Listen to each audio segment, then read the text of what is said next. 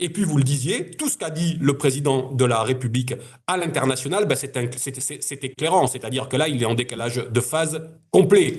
Vous avez passé tout à l'heure l'extrait de ses vœux où il disait que la France allait devoir faire preuve de force face à ce qu'il appelait le grand retour des empires. Et le président de la République disait qu'il allait falloir agir avec force et indépendance. Et vous aurez noté qu'il a précisé là aussi en européen, pas en français, en européen, Mhm. c'est-à-dire ceux qui, derrière, vont être bien sûr capables de se ranger derrière une même bannière.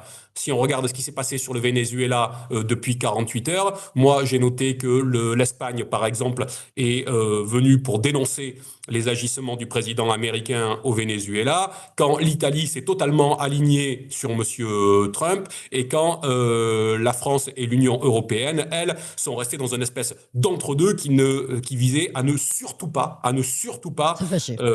condamner l'allié dont on est totalement désormais Dépendant. le vassal.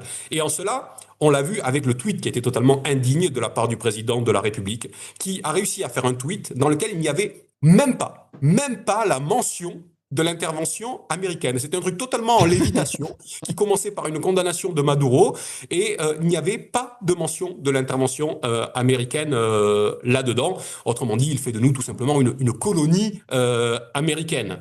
Je rajoute que M. Macron est d'autant plus à côté de la plaque qu'il a fait un deuxième tweet à la suite du premier, dans lequel il vante, comme toujours, Madame Maria Corina Machado, qu'il présente comme la principale figure de l'opposition et dans laquelle il verrait celle qui pourrait prendre la suite.